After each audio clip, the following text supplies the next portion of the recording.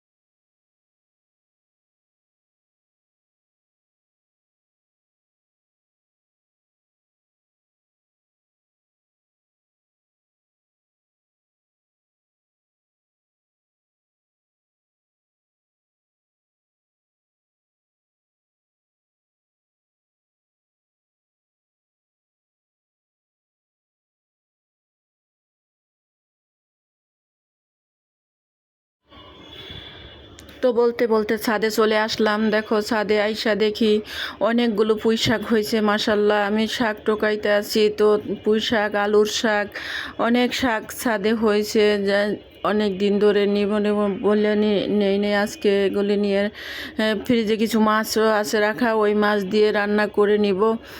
তো দেখো শাকগুলি কি সুন্দর হয়েছে।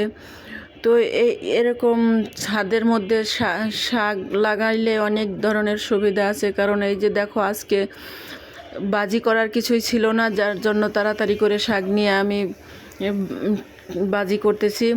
তো এই বোঝোই তো, ছাদে শাক সবজি থাকলে, এই যে টমেটোর সিজন আসতেছে, ইনশাল্লাহ আমি অনেক টমেটো লাগাই, টমেটো গাছ লাগাবো, দেখবা তোমাদের সাথে সেটাও শেয়ার করব। তো যাই হোক, ছাদের মধ্যে শাক সবজি থাকলে অনেক ভালো হয়। আর এই কিছুদিন আগে এই যে দেখো অনেক, এই যে বললাম অনেক আলু উঠাইছি আমি, এরকম মোটা মোটা বড় বড় আলু। আর এটা হয়েছে খুরমা খেজুর গাছ, এই গাছটা আমি ভোলা পাঠাবো, এই জন্য কিনে নিয়ে আসছি। 500 টাকা দিয়ে আমি 2টা গাছ কিনে নিয়ে আসছি। এই যে খেজুর গাছ, এগুলা দেশে লাগাইলে, দেশের মাটিতে, গ্রামের মাটিতে, এগুলো ইনশাল্লাহ আশা করি ভালো হবে। এই জন্য আমি ছাদের মধ্যে রেখে দিচ্ছি, এটা এখনও ড্রামে লাগাই নাই। তো এই যে এই ছাদে অনেক গাছ আনছি, অনেক গাছ ইনশাল্লাহ সব ধরনের ফল গাছ আছে। আবারও নার্সারিতে যাব কিছু গাছ আনার জন্য। তো এখন আমি শাকটা নিয়ে বাসায় চলে যাব। ওদিকে গরুর গোস্তটা তো চুলায় বসিয়ে দিয়ে আসছি, জানি না ওটা আবার কি হয় না হয়। দেখো দেখো কোন জায়গায় শাক হয়ে রয়েছে, দেখো মাটিতে লাগানো লাগে নাই, এই যে ডাইরেক্ট ছাদের মধ্যে হয়ে রয়েছে। এই যে বিচি আছে না, পুঁই শাকের বিচি পড়ছে সম্ভবত, সেখানে হয়ে রয়েছে দেখো, মাটি ছাড়াই হয়ে গেছে। ওই যে বললাম আমার রাশি কত পচা রাশি জানো, ওই যে মিষ্টি আলুর ভিডিওটা এখনও দেই নাই, মিষ্টি আলু উঠাইছি, ওরে বাপ রে বাপ, এক একটা আলু এত বড় বড়, এত মোটা মোটা, জানো না কি মোটা কি বড় এক একটা আলু। ওই ওই জন্য বলছি যে আমার রাশি এত পচা রাশি। দেখো ছাদের মধ্যে মাটি ছাড়াই পুঁই শাক হয়ে রয়েছে, আলু যেখানে লাগাইছি সেখানে হয়ে রয়েছে। এই যে এগুলো সব উঠাই ফেলাবো, আলুর লতায় আমার মনে হয় কি ছাদটা নোংরা দেখা যাচ্ছে। আমার কথা হয়েছে ছাদে গাছ লাগাবো এমনভাবে, ড্রামে ড্রামে গাছ থাকবে, সুন্দর পরিষ্কার থাকবে, হেঁটে চলে শান্তি পাওয়া যাবে। ড্রামের ফাঁকে ফাঁকে হাঁটার জায়গা রাখবো, দেখতে সুন্দর লাগবে। আমি এই জঙ্গল পছন্দ করি না, এই জন্য আলুর লতা আমি লাগায় ভুল করছি। যদিও আলু এক একটা অনেক বড় বড় মোটা মোটা হয়েছে, কিন্তু আমি জানো না, এই আলুর লতা সব আমি হয়তো কাউকে দিয়ে দেবো, নাইলে ওই যে অনেকগুলো ওই দিন উঠায় ফেলাইছি, বাকিগুলো উঠায় ফেলাম, উঠাইয়া সব একদম ছাদ ক্লিয়ার করে রাখবো, যাতে ছাদে আসলে অনেক ভালো লাগে। আর মনে করো যে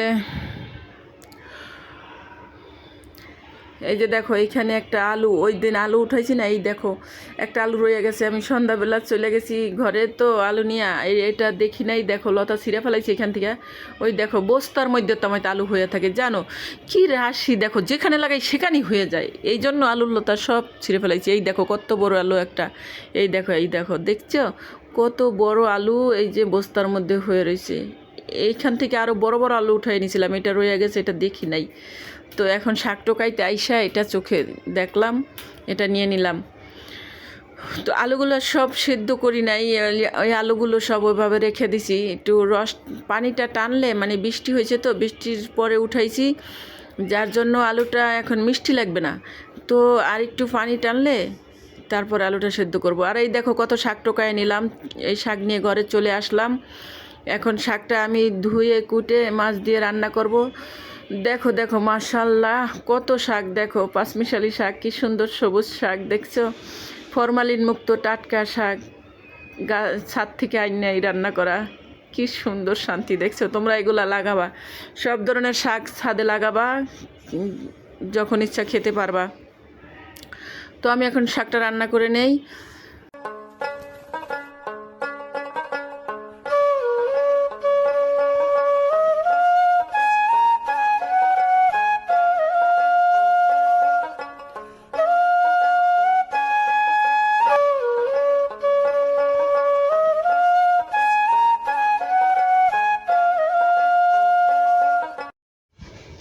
তো বন্ধুরা বলতে বলতে শাকটা রান্না করা হয়ে গেল, গোস্তটা রান্না করা হয়ে গেল। তো আমি এখন এত কষ্ট করে এতক্ষণ ধরে রান্না করছি, তোমাদেরকে যদি না খেয়ে দেখাই তোমরা কি বলবা, তোমরা মনে মনে তো হইলেও রাগ করবা যে আপু কষ্ট করে রান্না করছো তুমি খেয়ে দেখাও নাই।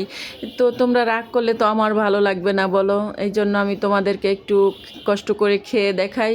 আমার রান্নাটা কেমন হয়েছে তোমরা একটু আমাকে কমেন্টস করে বলে দিও, আর আমি খাবারটা খেয়ে বলতে পারবো স্বাদ কেমন হয়েছে, বা রান্নার খাবারটা কেমন মজার হয়েছে কি না আমি না খেয়ে বলতে পারবো না। তো যার জন্য আমি অল্প করে একটু খাবার নিয়ে খেয়ে তোমাদেরকে দেখাই। তো আমার রান্নাটা ইনশাল্লাহ সব সময় ভালো হয়, মজার হয়, জানো না তোমরা, অসাধারণ হয় রান্নাগুলি সব সময়। যেটাই রান্না করি ইনশাল্লাহ আলহামদুলিল্লাহ সেটাই মজার হয়। তো আমি বিসমিল্লাহ বলি, আমি প্রথমে খাবারটা খেলাম। এইটা জানো এটা একটা রক জাতীয়, কিন্তু এটা আমার অনেক ফেভারেট।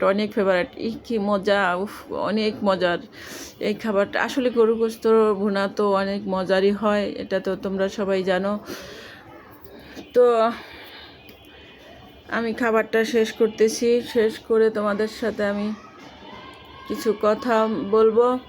তো আমি আবারও বলছি, সত্যি অসাধারণ হয়েছে, জানো না এত মজার।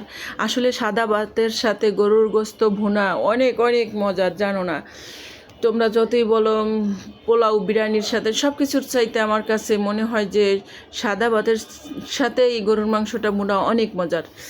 কতটা সফট হয়েছে দেখো। তো যাই হোক, সবাই ভালো থাকো, সুস্থ থাকো, আমার জন্য দোয়া করিও, আমি তোমাদের জন্য দোয়া করি। আর সত্যি কথা বলতে, গরম গরম রান্না করে গরম গরম খাবার চুলার পাড়ে বসে খেতে কি যে একটা অসাধারণ টেস্ট, এটা তোমাদেরকে বুঝাইতে পারবো না। এটা যারা কষ্ট করে রান্না করে চুলার পাড়ে বসে খাও, তারাই বুঝবা একমাত্র। এটা আসলেই অনেক মজার একটা ব্যাপার। তো আমি তোমাদেরকে খেয়ে দেখালাম। তোমরা অবশ্যই অবশ্যই কমেন্টস করে বলে দিও তোমাদের কাছে কেমন লাগলো ভিডিও। যদি ভালো লাগে তাহলে আরও রান্নার ভিডিও দিব। অনেক ভিডিও করার ওয়ে আছে জানো, কিন্তু আমার করতে সময় হয় না, ভিডিও তোমাদেরকে নিয়মিত দিতে পারতেছি না, ভিডিও দেওয়ার সময় হয় না, যার জন্য নিয়মিত ভিডিও দেওয়া হয় না। তো সবাই ভালো থাকো, সুস্থ থাকো, আর আমার জন্য দোয়া করিও। আবারও বললাম, আমি তোমাদের জন্য দোয়া করি।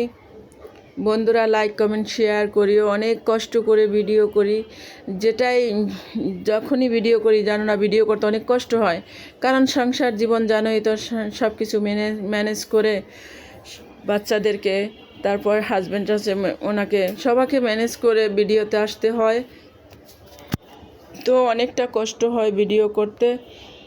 তোমরা যদি লাইক কমেন্ট শেয়ার না করো, সাপোর্ট না করো, তাহলে তো কষ্ট ব্যর্থ হয়ে যাবে। তো আশা করি সকলে আমার কষ্টটা বুঝবা, আমার পাশে থাকিও, সবাই আমার জন্য দোয়া করিও।